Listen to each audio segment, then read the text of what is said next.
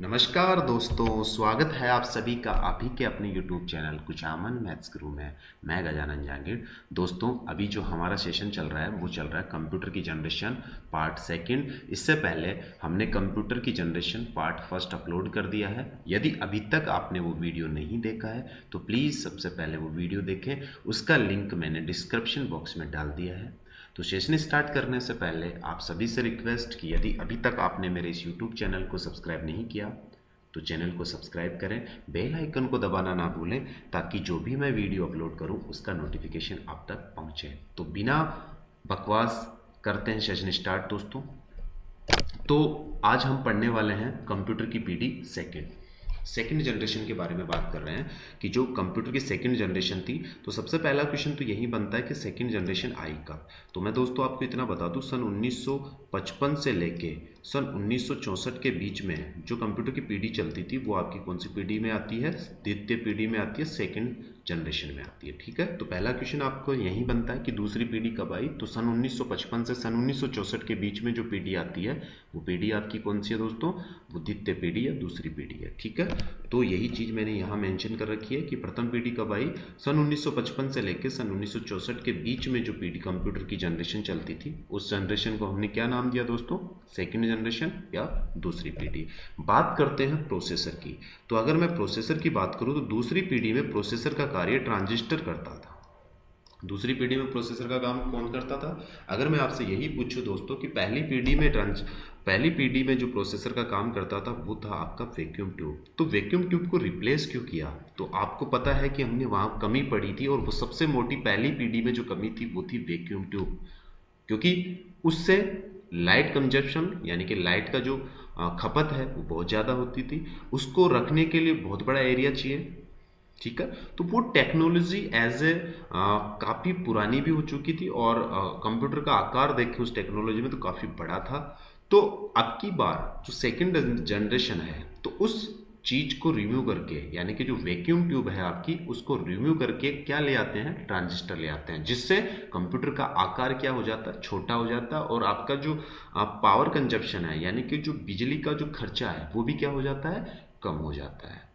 और इसके मुकाबले वैक्यूम ट्यूब के मुकाबले अगर ट्रांजिस्टर की बात करें तो यहाँ स्पीड भी उसके मुकाबले ट्रांजिस्टर की ज़्यादा होती है। तो बात आपको दो याद रखनी है दोस्तों कि आपकी सेकंड जनरेशन जो है वो कब आई। तो सन 1955 से सन 1964 के बीच में जो हमारी जनरेशन थी उसे हमने सेकेंड जनरेशन कहा या द्वितीय जनरेशन कहा या दूसरी जनरेशन कहा। प्रोसेसर के तौर पे यहाँ पे क्या आ गई? ट्रांजिस्टर आ गई। तो बात करते हैं ट्रांजिस्टर के बारे में दोस्तों। ट्रांजिस्टर की अगर मैं बात करूं तो ट्रांजिस्टर की खोज सन 1947 ईस्वी में बेल लेबोरेटरी में हुई। याद रखना दोस्तों, सन 1947 में बेल लेबोरेटरी, और ये बेल लेबोरेटरी दोस्तों यूएसए में है।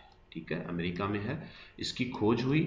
ट्रांजिस्टर की महान खोज करने का श्रेय 3 साइंटिस्ट को जाता है। ट्रांजिस्टर की जो खोज करने का श्रेय 3 साइंटिस्ट को जाता है। ऐसी टीम को जाता है जो बेल लैब में वैक्यूम ट्यूब टेक्नोलॉजी को रिप्लेस करने वाली डिवाइस की खोज कर रहे थे। यानी कि वो वैक्यूम ट्यूब को रिप्लेस करने वाली डिवाइस की क्या कर रहे थे? खोज कर रहे थे, क्योंकि ये टेक्नोलॉजी बहुत महंगी होने के कारण साथ साथ बहुत ज़्यादा पावर कंज्यूम करने वाली थी। यानी कि महंगी भी थी और पावर कंज्यूम करने वाली भी थी।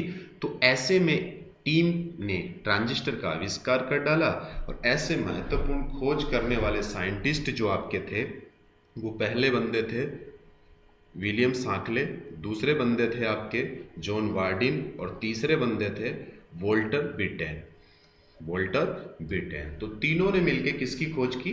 ट्रांजिस्टर की खोज की। ठीक है, तो यहां से 2-3 ट्रांजिस्टर के क्वेश्चन भी बन जाते हैं कि ट्रांजिस्टर की खोज कौन से ईयर में हुई। तो 1947 में। ट्रांजिस्टर किस लेबोरेटरी में बना? तो उसका नाम था बेल लेबोरेटरी। ट्रांजिस्टर की खोज करने वाले वैज्ञानिकों के नाम, तो सबसे पहला नाम विलियम सांकले, दूसरा जॉन वार्डिन और तीसरा जो नाम है दोस्तों आपका वो है वोल्टर बिटेन। चौथा क्वेश्चन यहीं से बनता है कि ये किसकी बनी होती है। तो ये दोस्तों सेमीकंडक्टर डिवाइस है। कौन सी है? सेमीकंडक्टर डिवाइस है, यानी कि अर्धचालक धातु की बनी होती है। अर्धचालक धातु की बनी होती है, ठीक है। और अगर अर्धचालक धातु में भी आपसे पूछे तो ये बनी होती है दोस्तों सिलिकॉन या जर्मेनियम की। अगर आपसे कोई पूछे कि ये किसकी बनी होती है तो ये बनी होती है दोस्तों सिलिकॉन या जर्मेनियम की, ठीक है। अब इसके बारे में कुछ और भी हम देखने वाले हैं कि ट्रांजिस्टर का अगर लेआउट देखें तो किस प्रकार दिखता है। तो दोस्तों ट्रांजिस्टर का जो लेआउट है वो कुछ इस प्रकार से है। ये फिगर ट्रांजिस्टर के आपको ऊपर दिख रहे हैं, ठीक है, जिसमें 1 नंबर पे आपको एमीटर दिख रहा है, 2 नंबर पे बेस है और 3 नंबर पे कलेक्टर है। तो ये वाला जो डायग्राम है दोस्तों ये किसका लेआउट होता है, ये आपका ट्रांजिस्टर का, जिसमें जो बी है वो बेस को प्रेजेंट कर रहा है, सी है वो कलेक्टर को प्रेजेंट कर रहा है और ई है वो एमिटर को प्रेजेंट कर रहा है, ठीक है। तो दोस्तों आपको ये भी याद रखना है कि ट्रांजिस्टर वैसे मुख्यतः 2 प्रकार के होते हैं, एक होता है PNB और एक होता है PNP, ठीक है, PNP, और एक होता है दोस्तों NPN। तो आपको याद रखना है ट्रांजिस्टर आपके 2 तरह के होते हैं, PNP, NPN, ठीक है। तो यहां से अभी तक जो हमने चर्चा करी वो हमने ये करी कि दूसरी पीढ़ी कब आई, तो सन 1955 से सन 1964। फिर हमने चर्चा करी ट्रांजिस्टर में प्रोसेसर का काम कौन करता, वहां पे वैक्यूम ट्यूब की जगह अब कौन आ गया दोस्तों, वो आ गया ट्रांजिस्टर। तीसरा ट्रांजिस्टर के जनक कब आया, ट्रांजिस्टर किसका बना होता है, और ट्रांजिस्टर का जो लेआउट है और इसमें जो कंपोनेंट होते हैं वो 3 कंपोनेंट होते हैं, एक होता है एमीटर, 2 नंबर पे बेस और 3 नंबर पे कलेक्टर, ठीक है। आगे बात करते हैं दोस्तों, अब भाषा की बात कर लेते हैं कि दूसरी पीढ़ी में कौन कौन सी भाषा चलती थी। तो कंप्यूटर के लिए सॉफ्टवेयर उच्च स्तरीय असेंबली भाषा में तैयार किया गया। जो वहां पे क्या था आपका, वहां मशीनी लैंग्वेज और निम्न स्तरीय लैंग्वेज में सॉफ्टवेयर तैयार किए जाते थे या उस भाषा में सॉफ्टवेयर तैयार किए जाते थे। लेकिन जो हमारी सेकंड जनरेशन है उसमें जो कंप्यूटर के लिए जो सॉफ्टवेयर है वो उच्च स्तरीय असेंबली भाषा में। तो मुख्यतः हम देखें कि असेंबली भाषा जो आई वो कौन सी पीढ़ी में आई, मुख्यतः वो दूसरी पीढ़ी में आई। असेंबली भाषा में प्रोग्राम लिखने के लिए निमोनिक्स कोड का प्रयोग किया जाता था। ये याद रखना दोस्तों कि जो हमारे असेंबली भाषा है उस असेंबली भाषा के कोड को क्या कहते हैं, निमोनिक्स कोड कहते हैं। ये याद रखना आपको दोस्तों कि आपसे पूछा जाता है बार बार कि जो असेंबली भाषा है उसकी जो कोड होते हैं उसे क्या कहते हैं, तो उसे निमोनिक्स कोड कहा जाता है। उसके बाद में अगर मैं लैंग्वेज की बात करूं तो 2 लैंग्वेज चलती थी उस टाइम पे, एक कोबोल और एक फोर्टन। अगर मैं कोबोल की बात करूं कि इसकी फुल फॉर्म बताओ तो इसकी फुल फॉर्म दोस्तों जो सी ओ प्रेजेंट कर रहा है वो कॉमन को प्रेजेंट कर रहा है, ठीक है। सॉरी, सीओ जो प्रेजेंट कर रहा है वो आपकी कॉमन को प्रेजेंट कर रहा है, ठीक है, कॉमन। और जो आपका ओ बी है वो बिजनेस को प्रेजेंट कर रहा है, ठीक है, और आपका ओ है वो ओरिएंटेड को प्रेजेंट कर रहा है, ठीक है, और आपका एल जो है वो लैंग्वेज को प्रेजेंट कर रहा है, ठीक है। तो अगर आपसे कोई भी इसकी फुल फॉर्म पूछे कि कोबोल की फुल फॉर्म बताओ तो कोबोल की फुल फॉर्म होती है कॉमन बिजनेस ओरिएंटेड लैंग्वेज, और दूसरी लैंग्वेज चलती थी वो आपकी फोर्टन लैंग्वेज थी दोस्तों। तो फोर्टन लैंग्वेज की फुल फॉर्म होती है FOR का मतलब होता है फॉर्मूला, और TAN का मतलब होता है दोस्तों वो होता है आपका ट्रांसलेशन, ठीक है। तो फॉर्मूला ट्रांसलेशन इसकी फुल फॉर्म है, ठीक है। तो ये 2 लैंग्वेज दूसरी पीढ़ी में है। और दोस्तों एक क्वेश्चन आपको, और सबसे पुरानी अगर आपको कोई लैंग्वेज पूछे तो वो फोर्टन लैंग्वेज है, याद रखना। सबसे पुरानी जो लैंग्वेज है हाई लेवल की अगर मैं बात करूं उच्च स्तरीय, तो वो कौन सी है दोस्तों, वो आपकी फोर्टन लैंग्वेज है, ठीक है।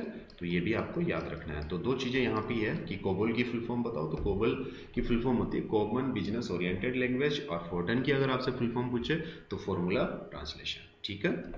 उसके बाद में अगर हम दोस्तों भंडारण की बात करें, अगर वहां पे स्टोरेज जो हमारा होता था पहली पीढ़ी में, तो वहां पे स्टोरेज होता था वो आपका या तो पंच कार्ड पे होता था या आपका जो टेप है उसके ऊपर डेटा स्टोर होता था, मेमोरी टेप जिसे हम बोलते थे। लेकिन अब डेटा स्टोर करने के लिए कौन सी डिवाइस आई, तो मैं बात करता हूं भंडारण की।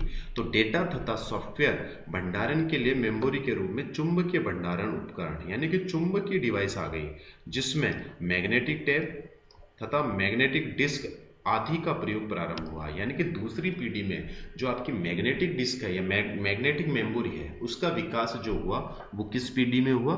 दूसरी पीढ़ी में हुआ। इससे कंप्यूटर भंडारण क्षमता तथा कंप्यूटर की गति में वृद्धि हो गई। अगर पहली पीढ़ी के मुकाबले हम बात करें तो जैसे ही हमारी मैग्नेटिक डिस्क आई तो या जैसे हमारी मैग्नेटिक मेमोरी आई तो पहली वाली पीढ़ी के मुकाबले में कंप्यूटर की क्षमता ज़्यादा होने लग गई और कंप्यूटर की जो गति है वो भी क्या होने लग गई?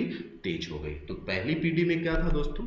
तो वहाँ पे टेप था, पेपर टेप, और आपका एक था पंच कार्ड। लेकिन यहाँ पे क्या आ जाता है? यहाँ पे आपका दोस्तों आ जाता है चुंबकीय भंडारण, जिसमें चुंबकीय टेप और चुंबकीय डिस्क का प्रचलन हुआ। ठीक है, बढ़ते हैं आगे। अगर दोस्तों मैं गति की बात करूं तो यहाँ कंप्यूटर की गति और गणना जो है वो माइक्रो सेकेंड में मापी जाने लगी। किसमें मापी जाने लगी? माइक्रो सेकेंड में। और पहली पीढ़ी की अगर दोस्तों हम कंपेयर करें तो वहाँ पहली पीढ़ी की जो स्पीड और जो गणना ना मापी जाती थी वो किसमें मापी जाती थी? मिली सेकेंड में। तो अब आप देख रहे हो कि कंप्यूटर की स्पीड पहले के मुकाबले में डबल होगी। क्यों? क्योंकि आपके माइक्रो, तो माइक्रो सेकेंड के मतलब होता है 10 की पावर -6 सेकेंड। अगर मैं माइक्रो सेकेंड की बात करूं तो माइक्रो सेकेंड का मतलब क्या होता है? 10 की पावर -6 सेकेंड। तो स्पीड भी बढ़ी। ठीक है, उसके बाद में आपको मैं बता दूं दोस्तों कि ऑपरेटिंग सिस्टम का जो विकास हुआ वो दूसरी पीढ़ी में हुआ।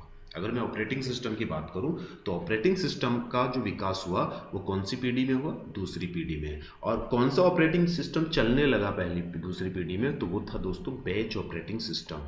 कौन सा था? बेच ऑपरेटिंग सिस्टम प्रारंभ किया गया। तो एक तरह से हम ये भी कह सकते हैं कि किस पीढ़ी में कंप्यूटर में ऑपरेटिंग सिस्टम आने लगा, तो वो थी आपकी दूसरी पीढ़ी। तो मैं दोस्तों आपसे बात करता हूं कि what is operating system. Operating system क्या है? तो आप जनरली कह सकते हो दोस्तों कि यूजर और हार्डवेयर के बीच में इंटरफेस कराने वाले सॉफ्टवेयर को हम क्या कहते हैं? ऑपरेटिंग सिस्टम कहते हैं। और ऑपरेटिंग सिस्टम किस प्रकार का सॉफ्टवेयर है? तो ऑपरेटिंग सिस्टम दोस्तों सिस्टम सॉफ्टवेयर है जो यूजर और हार्डवेयर के बीच में इंटरफेस करवाता हो। ऐसे सॉफ्टवेयर हमारी किसकी कैटेगरी में आते हैं? सिस्टम सॉफ्टवेयर की। ठीक है, तो वहां पे आपको यह भी याद रखना है कि ऑपरेटिंग सिस्टम का विकास भी कौन सी पीढ़ी से हुआ? दूसरी पीढ़ी से हुआ। उसके बाद में व्यवसाय तथा उद्योग में कंप्यूटर का प्रयोग आरंभ हुआ। यानी कि व्यवसाय और उद्योग में भी कंप्यूटर का प्रयोग क्या हुआ? प्रारंभ हुआ। अगर मैं इस पीढ़ी के उदाहरण की बात करूं, दूसरी पीढ़ी के उदाहरण की, तो IBM 7049, IBM 1620, IBM 1401, एटलस और मार्क थर्ड इसके उदाहरण हैं। अगर दूसरी पीढ़ी के उदाहरण की बात करें तो IBM 7049, IBM 1620, IBM 1401, एटलस और मार्क थर्ड इसके एग्जाम्पल है। उम्मीद करता हूं दोस्तों ये वीडियो आपके लिए बहुत ही हेल्पफुल होगा। अगर ये वीडियो आपको अच्छा लगे तो ज़्यादा से ज़्यादा इसे शेयर करें, लाइक करें और कमेंट करना ना भूलें। जय हिंद, वंदे